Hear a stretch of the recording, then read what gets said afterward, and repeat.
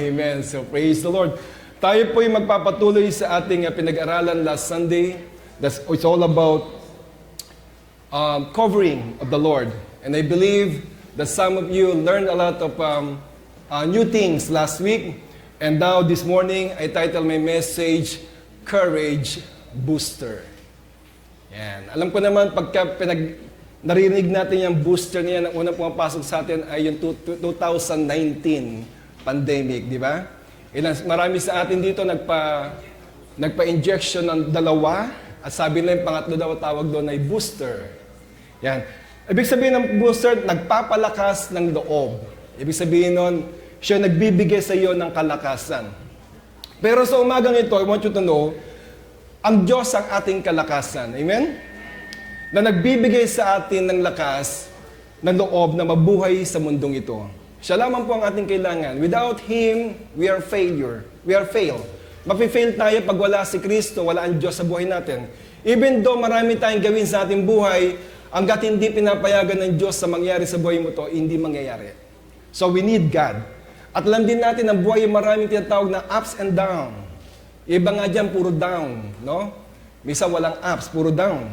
Pero ang buhay ay ganon. It is designed as that because of sin. Dahil sa kasalanan, nakakaranas ang tao ng mga pigati sa buhay, mga kalungkutan, mga bagay na hindi mo makontrol, pero ito'y dahil sa kagagawan ng kasalanan. Maraming ups and down, marami rin ang buhay na tinatawag na unpredictable. Amen?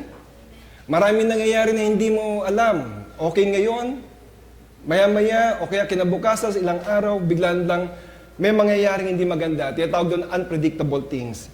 At marami rin challenging sa buhay natin na dumarating. Na minsan, ang tao ay nakakaramdam na siya ay lost. O tinatawag na nawawala siya. O tinatawag na natatrap siya sa isang bagay na hindi niya kayang kontrolin. And it is because of sin. Dahil po sa kasalanan yon. Ngayon, in difficult times, kailangan nating lahat ng secure na lugar para makahanap tayo ng tinatawag na comfort. At sa umagang ito, titingnan natin kung ano yung comfort na binibigay sa atin ng Diyos. Praise the Lord. Praise God. Yan. So, pero ang good news ay matatagpuan natin itong bagay nito, yung tinatawag na comfort niyan sa piling ni Lord. Amen? Walang sino man makapagbigay sa ng isang comfort na tunay na 100%, kundi ang Diyos lamang. Minsan makakuha tayo ng comfort sa ating mga kaibigan, pero at the end of the day, nag-fail pa rin. Akala natin okay na, pero hindi pa rin. I want you to open your Bible in the book of Psalms 91, verse 1. Sabi dito, if anyone lives in Almighty God's safe place, the Most High God protects that person. Grabe, no? Pag ikaw daw ay namumuhay, doon tinatawag na secure na lugar ng Panginoon, which is the presence of the Lord, sabing ganoon, ikaw ay pinoprotektahan ng Diyos. Kaya kailangan hanapin natin ng Diyos. Remember this, pag ikay lumalayo kay Lord, ikaw ay nagiging isang pain sa kaaway. Bakit ka mo? Remember this, sabi ng Book of Romans, that lahat ng tao ay nagkasala at ang kabayaran ng kasalanan ay kamatayan. Ngayon, if you're going to leave yourself away from the Lord, ikaw prone sa mga bagay na kamatayan. Kamatayan ng kaligayahan, kamatayan ng lahat ng uri ng bagay na maganda sa iyo ay mawawala. Pero if you are in the presence of the Lord, you are secured. Pinoprotektahan ka ng Lord. Kaya nga dapat tayo manahan sa presensya ng Diyos. Ano ba yung presensya ng Diyos? Where your heart meets the presence of the Lord. Ibig sabihin doon, kung saan ikaw ay nakikipag-usap sa Panginoon. That is the presence of the Lord. Dito, sa verse na ito, makikita natin na si Lord ang, unang-una, God is the source of strength and protection. Ang Diyos ang pinagmumulan ng kalakasan at protection. Bakit ka mo? 3 bagay o 4 na bagay. Unang-una, He surrounds us from both the front and back. Grabe, no? Ibig sabihin dito, pinapaligiran ka ng Diyos sa iyong harapan at sa iyong likuran. That is a good protection from the Lord. And if you know that if God is with you, ikay magkakaroon ng tawag na courage, lakas ng loob. Pangalawa, sabi nga nun, He positioned Himself to both our right and our left. So hindi lamang sa harap mo, sa likod mo, kundi ang Diyos ay nakaposition din doon sa iyong kanan at sa iyong kaliwa. Amen?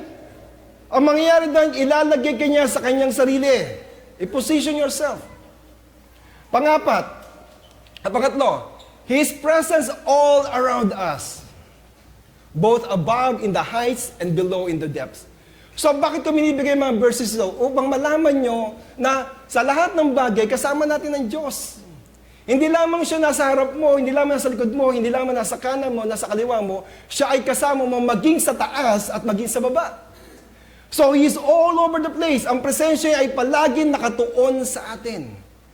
Sa umagang ito, gusto ko malaman mo na ikay protektado ng Diyos saan namang uri ng iyong buhay o saan mang kalalagyan ng iyong buhay. At last one, His Spirit is within us. Ang kanyang Espiritu ay nasa atin. So it is a big comfort for us na malaman natin na ang Diyos ay hindi tayo iniiwan. Amen? Ang Diyos ay lagi nating kasama. Ngayon, as I title my message, God is the booster of courage. Ang Diyos ang nagbibigay ng lakas loob para tayo maging matapang. Amen? At diretso po natin, sa Psalms chapter 91, verses 5 to 8 ang ating pong pag-aaralan. Sabi dito, una pa lang, sinabi kaagad, do not be afraid. Wag daw tayo matakot. Do not be afraid of troubles that come in the night or of your enemies around during the day. Do not be afraid, verse 6, sabi nga na, do not be afraid of any illness that comes when it is dark, any trouble that comes in the middle of the day. So anumang klaseng sakit ang dumapo o dumating sa iyo, sabi nga nun, wag daw tayong matatakot. Yung sinasabing ganun, trouble that comes in the middle of the day, ito pa yung tinatawag na untimely death o tinatawag na sudden death. Pag ikay nakaposisyon kay Lord, walang tinatawag na untimely o walang tinatawag na sudden death. You will reach yung age na gustong iparating sa iyo ng Lord. Amen? What is the blessed age? Sabi sa Bible, Book of Psalms is 70. Amen? But I know and I believe as long as you're serving the Lord is going to extend your life. Bibigyan ka ng mahabang bonus. Kaya ikaw pag nasa presensya ng Lord, hindi darating sa iyo yung aksidente, hindi darating sa iyo bigla ka lang mawawala sa mundong ito. Kasi why? You are protected by the Lord. Do not be afraid of any illness that comes when it is dark, or any trouble that comes in the middle of the day. Yes, katawan natin nakakaranas ng mga sakit karamdaman. Bakit ka mo? Because it is cursed. Remember this, no? Tayo po'y sinumpa. Kaya nga, nagkakaroon din tawag na death. Pero, sabi nga nun, the Lord overcome it. Amen? As long as you serve the Lord, as long as you are in the presence of the Lord, ang gagawin ng Lord, you will experience yung tawag na long and satisfied life. Yung mahaba at satisfied na buhay. Ano ba yung satisfied na buhay sa tingin nyo? Nami-meet yung pangailangan? Amen? O sobra-sobra ang pera, nabibili ang anumang gusto? Yes, it is part of it. Pero ang tinatawag na long and satisfied life, and when you give your life to Jesus, and you started to serve Him, no? Ibinigay mo ang buhay mo para magamit sa Kanyang kalwalatian. Ayun po ang tinatawag na satisfied life. For me, it is a satisfied life. Because yung mga blessings physical, it is a common to God. Ito ay binibigay talaga ng Diyos. Amen? Verse 7, sabi nga nun, 1,000 people may die near you, even 10,000 people may die at your side, but nothing will hurt you. Nung dumating po yung pandemic 2019, tayo po'y lahat ay talaga namang natakot. Amen? Kasi sabi na once na dinapuan ka nito, definitely ikaw ay mamamatay. Because that time, hindi pa kasiguraduhan yung tinatawag ng mga injection, ang tawag doon?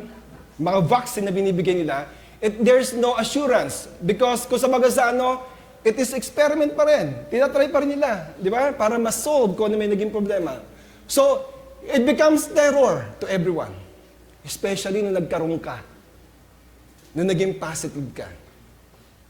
Wow, di ba? Talaga naman parang ano nangyari?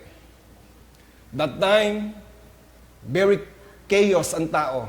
Maraming iniisip. Sa Pilipinas, yung mga kamag-anak, yung mga magulang, yung mahal sa buhay. Nung nagkasakit patungkol doon sa pandemic na yon, tayo pa kinakabahan. Kasi baka mawala na sila. Which is happen sometimes, di ba? Pinasok, inubulang, pinasok sa hospital. Pangalawa, binigay abo na. Nagulat ngayon. Sabing ganun kasi contagious, kailangan ay sunugin na kagad. Imagine. Pero isang pinakamagandang nangyari doon, lahat ng tao ay naging concern. Buong barangay naging concern. Pag ikay umubo, lahat sila ay concern sa'yo. Ina-isolate ka agad nila. Dito ka. Oo. Ang hirap nung kumati ang iyong lalamunan, ayaw mong umubo. Kasi baka ma-isolate ka. May tabi ka. Sabing ganoon, 1,000 people may die near you. Even 10,000 people may die at your side, but nothing will hurt you. Grabe, no? Walang sino man pwedeng sumakit sa'yo, mag-hurt you. Verse 8, kasi why? Ito sinabi niya, your own eyes will see this happen. Ibig sabihin doon, yung kapangyarihan ng Diyos, makikita mo with your barely eyes. Makikita ng mga mata mo kung paano kumilos ang Diyos. Sabi nito, you will see wicked people receive the punishment that they deserve. Ano bang ibig sabihin ng courage? What is the meaning of courage? Courage means standing up to your fears and doing something about them even when you're scared. Ito yung tinatawag na lalabanan mo ang takot at may gagawin ka para mo overcome ito. Kasi minsan pagka takot ang isang tao, paralyzed siya. Hindi siya makakilos, hindi makapag-isip because of fear. Pero sabi itong courage daw, ito yung tumatayo. Ano man ang takot na harapin niya, at sa kanyang puso't isipan, mau-overcome niya yun. That is courage. Courage meaning facing your fears instead of avoiding them. Inaharap mo kung ano man yung kinatatakutan mo kesa avoid mo siya. Ibig sabihin nun, ang tapang ay inaharap ang takot, hindi iniiwasan. Amen? Ang dami mga taong ganyan. Sabi nga, alam mo, takot ako sa height. Okay, takot ako sa tubig. Pero someday, they will challenge you. Even your friends will challenge you. Minsan nga, nasa taas kayo, bigla ka itutulak. Di ba? At babagsak ka sa tubig, bigla ka lang magaganon-ganon until you overcome your fear. Amen? That is fear. Ang lakas ng loob o courage na harapin ang iyong mga takot at gawan ng action right away para magpatagumpayan ito. Hindi siya iniiwasan, ang courage ay nilalabanan ang takot. Nung tayo pumunta sa Cayman Islands, maybe some of you feel afraid as well. May takot kasi you don't know kung anong tatahakin mo sa Cayman Islands. Pero later on, ma-overcome mo siya. Amen? Kailangan harapin. Maraming mga bagay na dapat nating harapin. For example, sa family, pagka merong hindi pagkakasunduan, ang ibang tao maalis sa pupunta sa ibang bansa para talikuran yung mga bagay na yun. Pero one day, you have to face it. Upang sa ganun makalaya ka sa bagay na yun. Look at Jacob. Si Jacob na may ginawa sa kanyang kapatid na kay Esau, we know the story in the book of Genesis, inagaw niya yung pagiging panganay ni Esau, di ba? Dinaya niya, ginawa niya ng paraan para makuha niya yung blessings na yun, pero ano naging resulta? Kailangan niya magtago. Nagpakalayo-layo siya. Kasi narinig ng kanyang nanay na sabing ganon, papatayin ko si Jacob. Sabi ng nanay niya ganon, malis ka diyan, pumunta ka sa iyong uncle na si Laban, doon ka magtago. For so many years, nagkaroon na ng family siya, meron siya naging asawa, mga anak, ganun din ng kanyang kapatid na si Esau, pero deep inside of his heart, takot pa rin siya sa kapatid niya. Until such time, at the early chapter ng kanyang buhay, nagkaroon ng pagkakataon magkaharap sila. And when they face each other, takot na takot si Jacob. Kasi nandoon pa rin sa isipan niya yung sinabi ng kanyang kapatid, napapatayin kita. Ano ginawa niya? Yung kanyang asawa na si Leah at yung isa niyang asawa, sabihin ka na maghiwalay kayo na landas.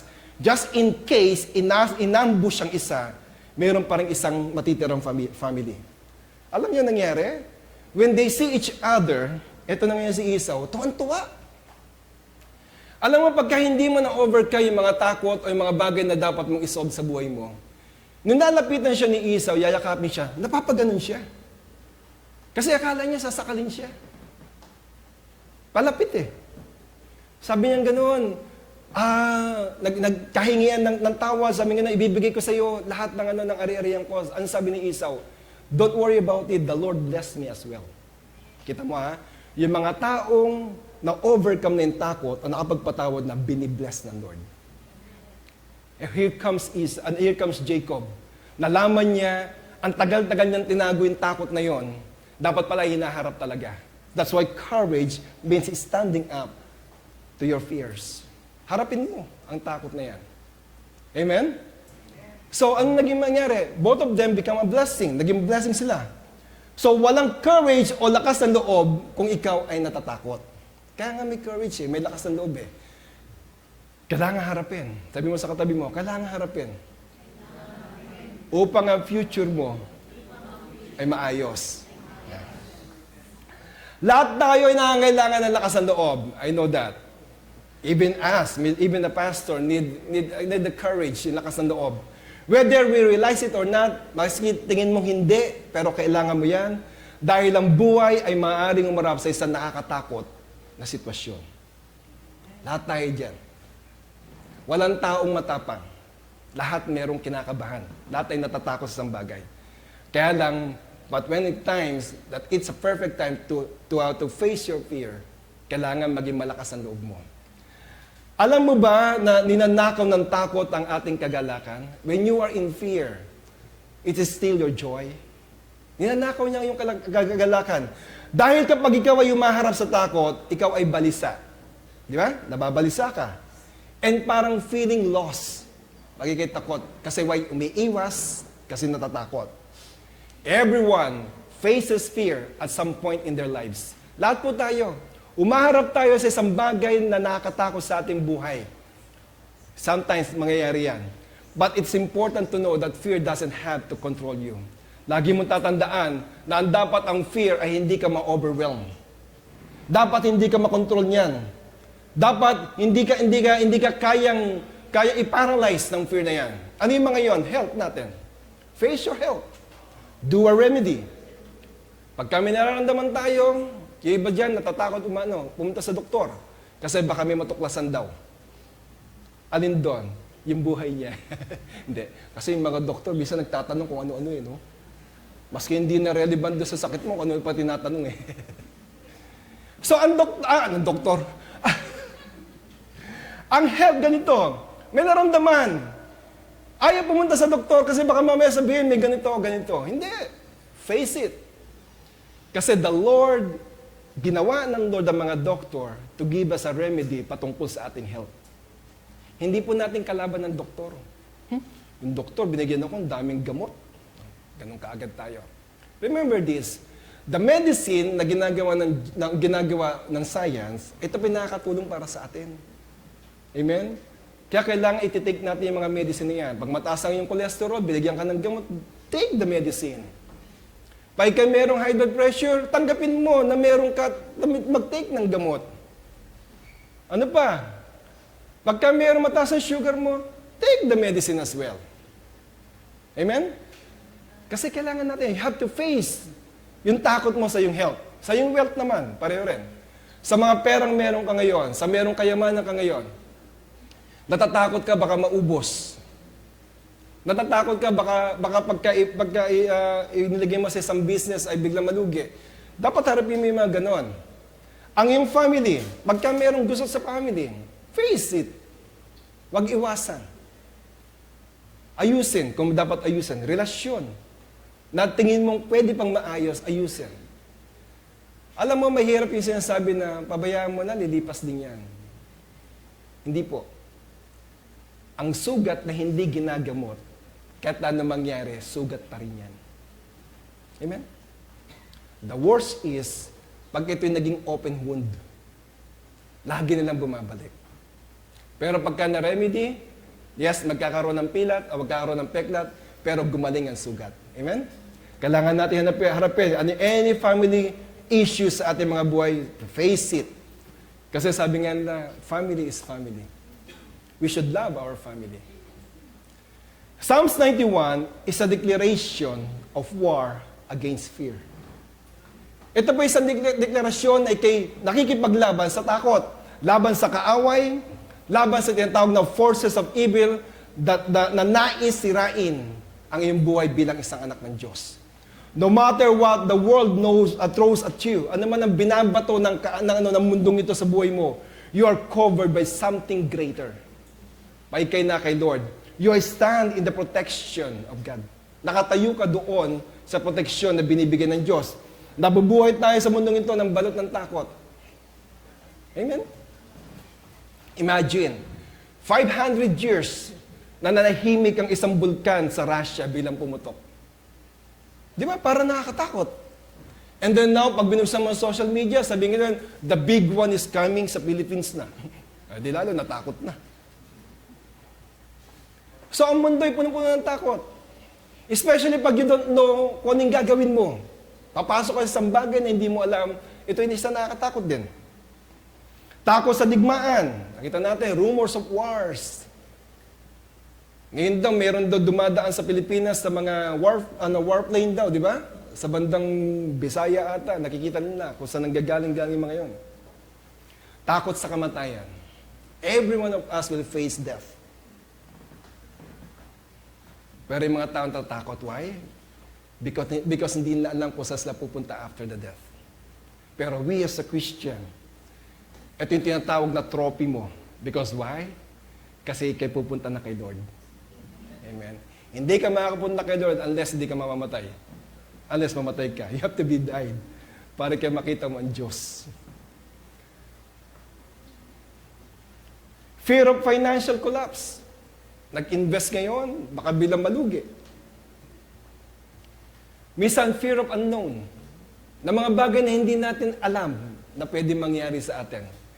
Sa gitna ng mga takot na iyon, ang Psalms 91 ay matatag sa buhay natin, declaring that God is still in control. Siya sabi ng Psalms 91 na ang Diyos ay still in control of everything. Maaring maghari ang kahirapan sa mundong ito. Dumating, mag-collapse uli ang tinatawag ng financial. It happened 2018, the last time. Mangyari mga bagay na maaaring kumalat ang mga salot muli. After ng pandemic, we don't know kung ano pa yung darating uli. Ngunit ang salita ng Diyos sa mga anak niya ay mananatiling hindi nagbabago. The Word of God is still stand. At ang mga pangako ng Diyos ay mananatiling tapat sa buhay mo. Kaya nga sabi ko na huwag kang hihiwalay sa presensya ng Diyos. Upang sa ganun maranasan mo talaga yung fullness ng kanyang plano sa buhay mo. The more you are away from God, the more na mararanasan mo ang takot. Fear is the weapon of the enemy. Ito'y weapon o armas ng kaaway. Ninanakaw nito ang kapayapaan. Ang peace of mind mo pag may takot ka, right, tama? Nanakawin ng kapayapaan, it makes people doubt about God's goodness. Minsan, nilalagyan kanya ng pag-aalinlangan sa kabutihan ng Diyos. Sasabihin sa iyo, ba't nangyari sa iyo yan? Akala ko ba mabuti ang Diyos mo? Bakit parang hirap na hirap ka ngayon? Akala ko ba He can supply your needs? Bakit may sakit ka ngayon? Ba't di ka kayang pagalingin ng Diyos? In point of time, sa buhay ni Job, di ba nangyari sa kanya?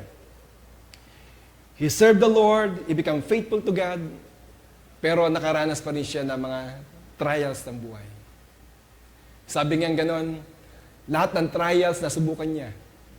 Trials sa family, trials sa wealth, trials sa health. Lahat yun naranasan niya. Pero at the end of the day, because he dwelled in the presence of the Lord, hindi niya sinisi ang Diyos. Kundi nagpatuloy siya. Ano sabi niya ganon? Ang Diyos ang nagbibigay, ang Diyos din ang nagtatanggal. Amen? And then praise the name of the Lord. Pinuri niya pa rin ng Diyos. Kasi alam niya, pag nasa presence siya ng Lord, Walang mangyayari sa kanya. Alam mo, sometimes God allowed those trials in your life. Pero isa lang ang maganda kay Lord. Pagka ikaw pinaranas niya yung trials yan, He will give you also a way para ma-overcome yung trials na yan. Amen? Sa buhay ni Job, naging faithful siya kay Lord. Psalms 91 is a battle plan laban sa takot. Ano man ang fear ng buhay mo? Psalms 91 ay pakakalmahin ka ng verse na ito. Hindi nito tinatanggi na may problema. Tama. Ang tao ay lagi naman talaga may problema. Hindi ibig sabihin na you become free from any problem. Problem is always there. Pero sinasabi nito na ang problema, hindi ito ang final word sa buhay mo. Amen? Dumating man ang anumang problema sa buhay mo, it is not the final word. 1,000, sabi nung kanina, 1,000 may fall at your side, 10,000 at your right hand, but it will not come near you. Ito hindi darating sa iyo. Yung ganun nangyayari sa kanila. This is not just a statement. Hindi lamang itong isang statement na binigay sa atin. This is a divine guarantee para sa atin. Ano ang pagkakaiba ng mga taong nabubuhay sa takot at sa mga taong nabubuhay sa pananampalataya? May pagkakaiba po. Ano ang pagkakaiba? Ang tao sa mundo ay nagtitiwala sa tinatawag na man-made solution. Amen? Kung ano yung ginawa ng solusyon, okay ako doon. Pagka sinabing gano'n, maghihirap, punta na sa government, bibigyan kayo ng ayuda. O kaya pagka ganito, may nangyari sa'yo, punta ka sa ganito. Those are man-made solution na ginagawa. Pero ang anak ng Diyos, ito ginagawa niya. Nagtitiwala sa mga promises na ibinigay ng Diyos sa Kanya. Amen? We are holding on the promises of God. People will fail you, but the Lord will never fail you. Ang mga anak ng Diyos ay hindi nakatingin sa sitwasyon para magpanik. Sabi mo sa katabi mo, pag may dumating na sitwasyon sa iyo, huwag kang magpapanik. Tayo kasi, minsan ng Kristiyano, advanced din minsan eh. Wala pa, nagpapanik na eh. Ang mga Kristiyano ganito, nakatingin sa sitwasyon, pero they remember that the God walks on water. Remember this story? Nung biglang mayroong malaking unos at ang kanyang mga alagad ni Jesus ay nasa bangka. And all of a sudden, nakita nila si Jesus naglalakad sa tubig. Those waves represent problems in life or situation in life. Pero na nangyari, nasa ibabaw ang Diyos sa mga problema. Nasa ilalim niya, nasa panan niya ang mga problema. Ito pa nare-remember nila. They remember na si Lord ay nagsalita sa hangin at alon. At ano nangyari? Sumunod sa Kanya ang alon at ang hangin. Ibig sabihin nun, you're protected by God. Ano man ang sinabi ng Diyos na pangako niya sa iyo, ay gagawin niya sa iyo. Pag sinabi niya, I will protect you, I will take care of you, He will take care of you. Pag sinabi niya, I will supply your need, He will supply your need. Pag sinabi niya, I will heal you, He will heal you. Kasi why you're holding on to the promises of God? God is still in control. He has not abandoned His people. Kahit ni minsan, hindi kayo i-abandon ng Lord. Sometimes you feel it. Nakala mo iniwan ka ng Diyos. But the truth is, hinahayaan ka lang ng Diyos para tumatag ang iyong pananampalataya. Ang Diyos, sinabi gano'n sa Hebrew chapter 13 verse 8, He is the same yesterday, today, and forever.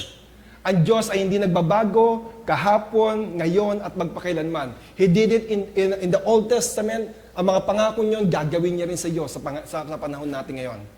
The nation may shake, but God's words remains. Kahit na ang mundo ay mag-shake pa, ang economy all over the world mag-shake pa, pero His word remains.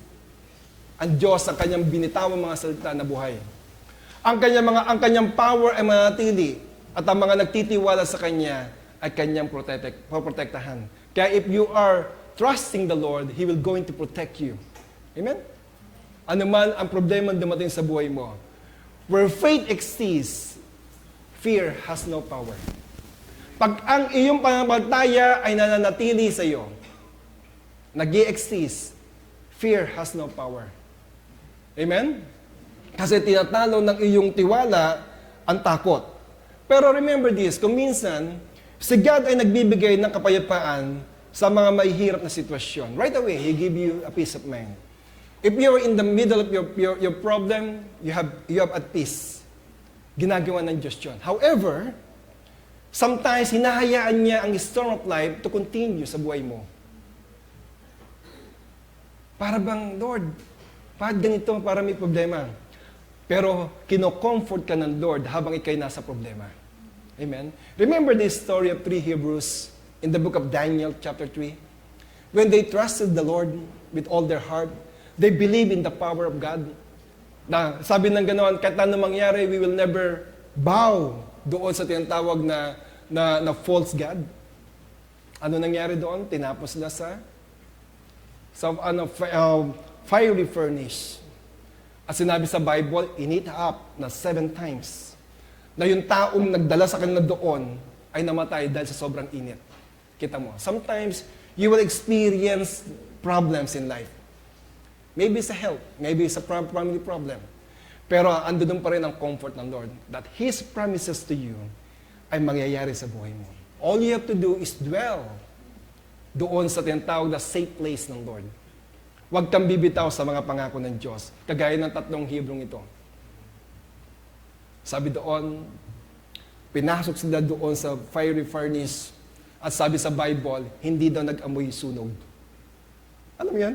Di ba pag ikay sinusunog, ang isang bagay sinusunog, nag-aamoy sunog. Pero sila hindi. So you can see the protection of the Lord. Hindi sila nag-amoy problema. Hindi sila nag-amoy na walang pera. Hindi sila nag-amoy na para bang may sakit sila. Kasi sinamahan sila ng Diyos.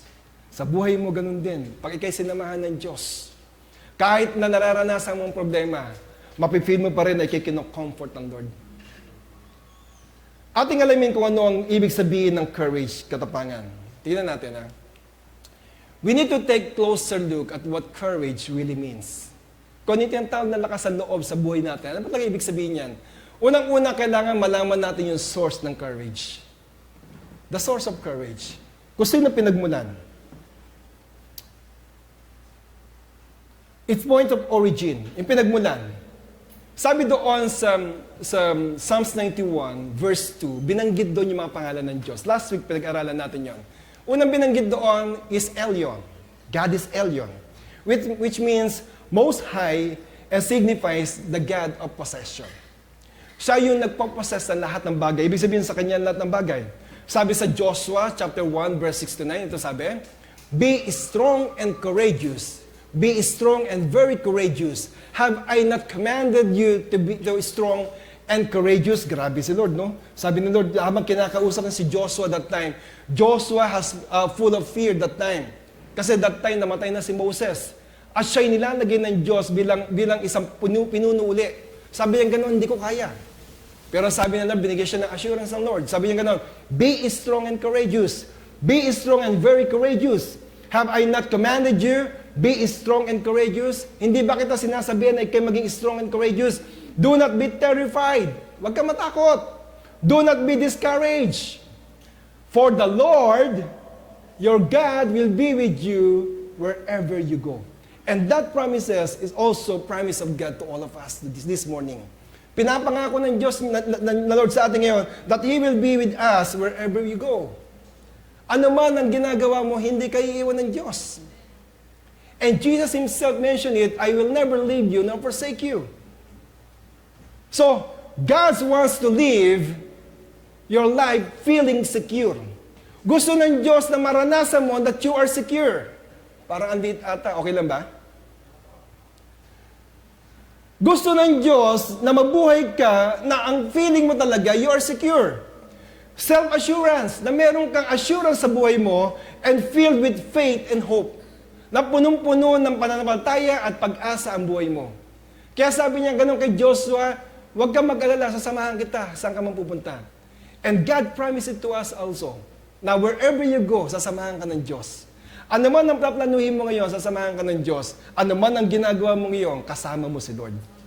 Pangalawa, God is a source of comfort and safety where you can find peace and rest. Pinapaalam ng Diyos sa atin na siya yung source ng comfort at nung safety. Kaya sabi ng gano'n, bibigyan kita ng kapayapaan at bibigyan kita ng kapahinganan. Maybe sometimes you are tired sa situation ng buhay mo, pero sabi ng Lord, come to me and I will give you rest. Bibigyan ka ng Lord ng peace of mind. That peace of God that transcends all understanding. Pangatlo, God provides a place of safety for those who are brave because He is the ultimate source of courage. Lakasan mo lang ang loob mo, maging matapang ka, at bibigyan ka ng Lord ng courage kasi siya ang source mismo nun. Amen?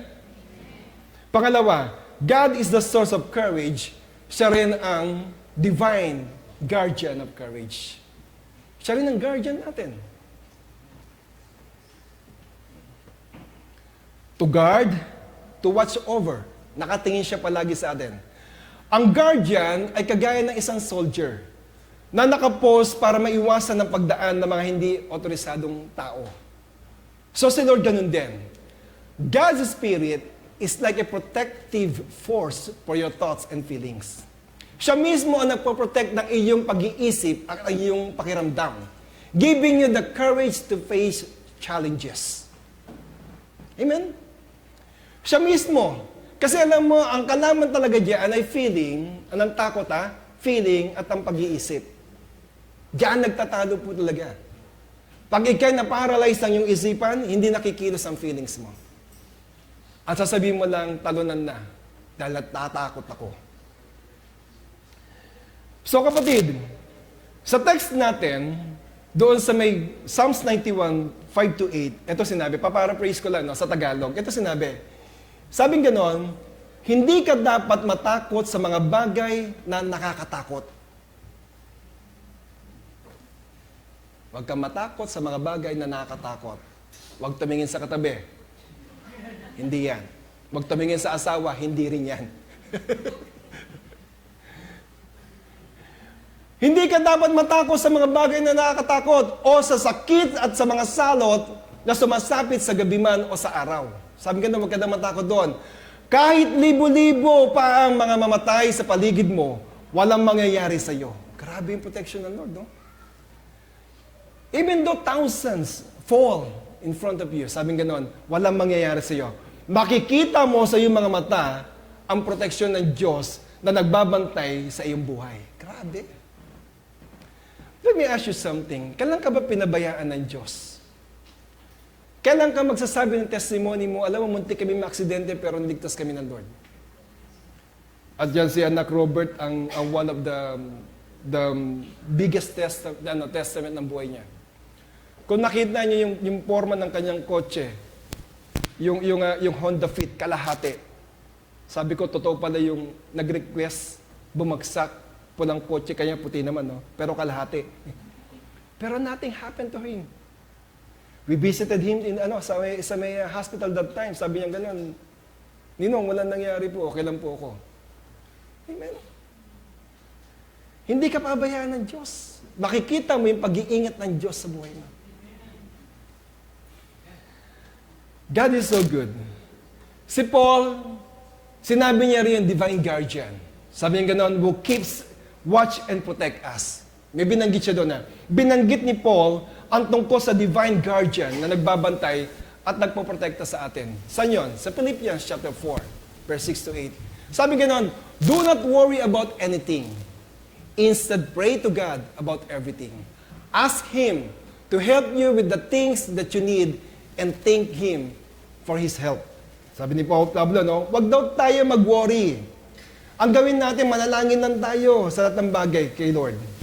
Humingi ka kay Lord ng mga bagay na kailangan mo at magpasalamat ka habang hindi pa nangyayari sa buhay mo. Verse 7, if you do that, God will give you peace in your minds. Ano ibig sabihin dito ni Paul? Ibinigay mo na lahat kay Lord at umaasa ka at kinanampalataya na gagawin ng Diyos sa mga bagay na yon. Hindi ka na dapat mag-worry doon. Ang Diyos mismo ang bahala. Sabi nga nun, pag ginawa mo to, bibigyan ka ng kapayapaan ng Diyos. That peace is so great. Grabe, no? Yung tinatawag na great daw, that nobody can completely understand it. Alam mo yung para bang pag binigyan ka ng peace of mind ng Lord, sa tingin ng tao, walang remedyo, pero sa iyo meron. Kasi meron pangako ang Diyos sa iyo. Binigyan ka niya ng kapayapaan.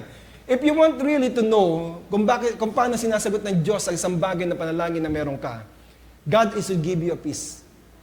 Kunyari may hiningi kay Lord, alam mo darating yon kasi binigyan ka ng kapayapaan ng Diyos. Hindi ka na nag-worry sa mga bagay na yon. And that is the time the Lord is going to answer your prayer. Kasi why? Nanampalataya ka na ang Diyos ay mabuti. You will not worry or be afraid because you belong to Christ Jesus. The key is, kaya sasagutin ng Diyos kasi you are belong to Jesus. You are part of His family. Verse 8, ito sinabi niya ngayon, Now my friends, I want to say this to you. Fill your minds with thoughts. Ito yung isipan mo daw, punuin mo daw ng about good things, lahat ng mga gandang bagay. Think about things that are true, lahat ng katotohanan. Walang bola. Minsan ginagawa kasi natin parang animation, walang ganun. Sabi ganoon, isipin mo daw, think about things that are true, clean, right, and lovely. Always think about things which people know are very good. Lahat ng alam ng tao na mabuti, daw ang isipin natin lagi. Ano ibig sabihin dito? Ibig sabihin dito, Paul says, don't let the fears of this world occupy your mind. Kasi yung mga bagay na binabanggit dito, pag binaliktad mo yan, fill your minds with thoughts about good things. Pag may problema ka, kung ano naiisip mo. Mga negative things na naiisip natin. Think about things that are true. Minsan, iisip ka lang, ganito na lang gagawin ko. Ganito na lang, ganito na lang, ganito na lang. Pero hindi yun naka-align kay Lord. Think about things that are true, clean, right, and lovely. Umawak lang tayo kay Lord. Huwag tayong gagawa ng mga bagay na alam nating mali.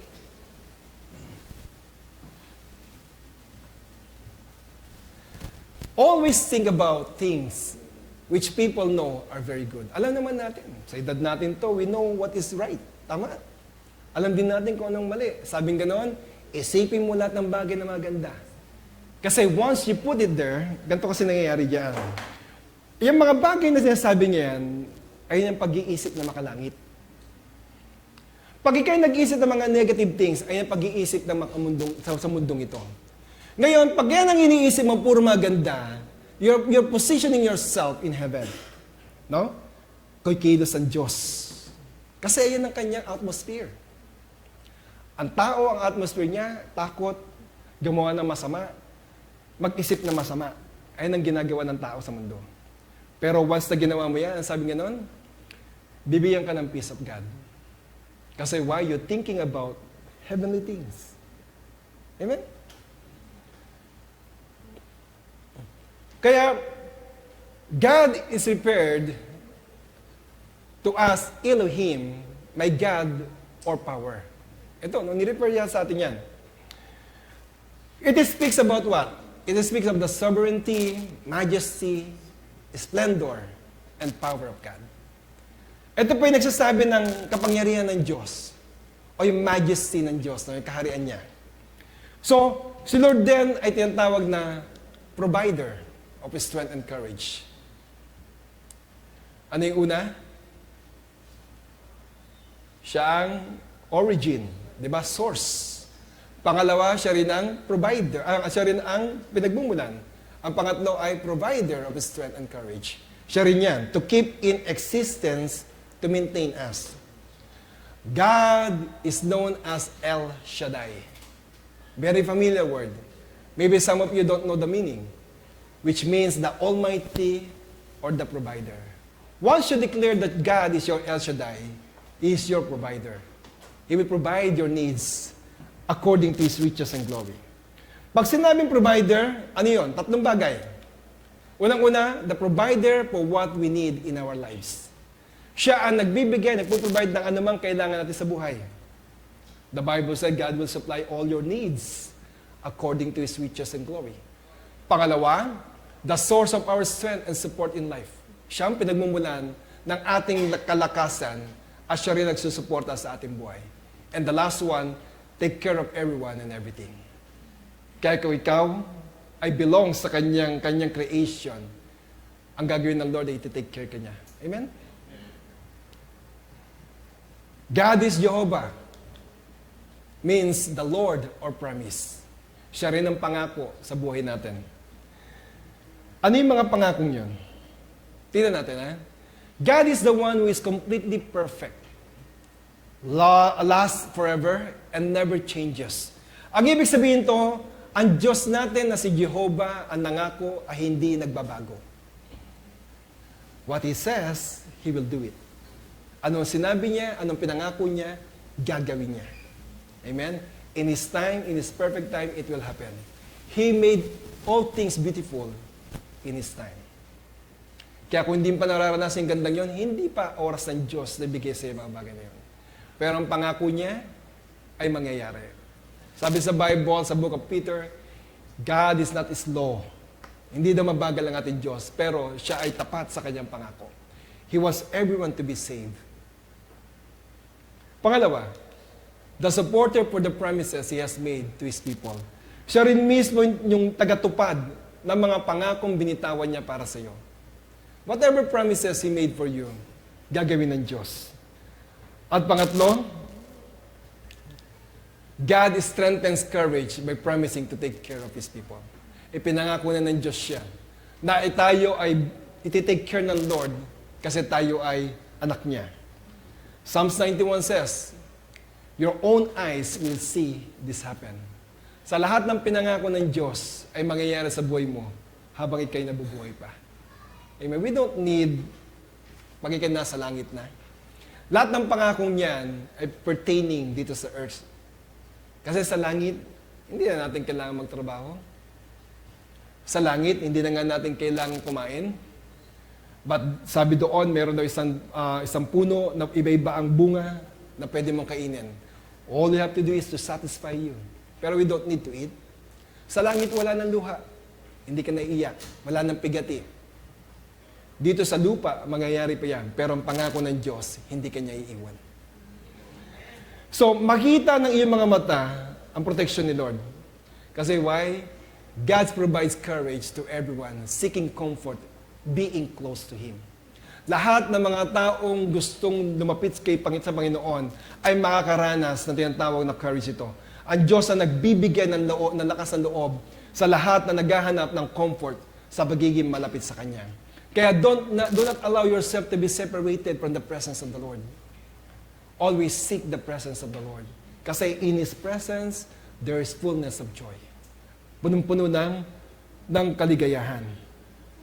So kapatid, sa umaga nito, nalaman natin na si God ang source, na siya rin ang guardian, na siya rin ang provider ng courage. Sabi doon sa Isaiah chapter 54 verse 17, no weapon formed against you and me shall prosper. Grabe, no? No weapon formed. Walang anumang sandatang ginawa na magtatagumpay laban sa iyo. Grabing pangako dyan. Ang ibig sabihin to, hindi ibig sabihin na yung weapon will not be formed. Kasi binanggit doon sa verse na yun, no weapon formed against you. So meaning, merong pinorm na weapon against you. Amen? Merong mga sandatang ginawa para ikaw ay saktan o talunin. I don't know what it is. Di ibig sabihin na hindi susubukan ng kaaway na sirain ka. Even though you are in the shadow of the Almighty, ang kaaway is trying to penetrate. No? Gusto kayo pa rin sirain. Pero because of the hedges, o tinatawag na bakuran, nasa bakuran ka ng Diyos, kahit kailanman ang kaaway hindi makakapag-penetrate. Pero kapatid, warning. Pero once na lumadis ka sa presensya ng Diyos, you are prone to experience yung mga gagawin ng kaaway sa iyo. Kaya stay in the presence of the Lord. Amen? Huwag tayong lalayo sa presensya ng Diyos. Ang ibig sabihin nito na ang pag-atake niya ay mabibigo at hindi magwawagi sa buhay mo. Kasi you are protected by God. Kahit na mayroong weapon na ma-form against you, hindi ito magpa-prosper sa buhay mo. Kasi why? Mahal ka ng Diyos. Hindi ka niya iiwan. Dahil di pwedeng pakialaman ang anumang kinover na ng Diyos. If the Lord covered you, walang sino man makakapagsakit sa'yo. When God covered you, ikaw ay tinatawag na untouchable ka. Sabi mo sa katabi mo, I am covered by God. So I am untouchable. Galing no? Kahit na anong gawin ng kaaway, makikita mo mayroong problema, pero hindi ka kaya i-touch ng problema. Amen? Nakikita mo ang padating na problema, pero hindi yan lalapit sa iyo. Kasi why? Ikaw ay nasa may proteksyon ng Diyos. Kaya sabi sa Psalms 31:24, magpalakas kayo at lakasan ang inyong puso, kayong lahat na umaasa sa Panginoon. If we are really trust the Lord, sabing ganon, let your heart be strong. Lahat tayo na umaasa sa Panginoon. Amen?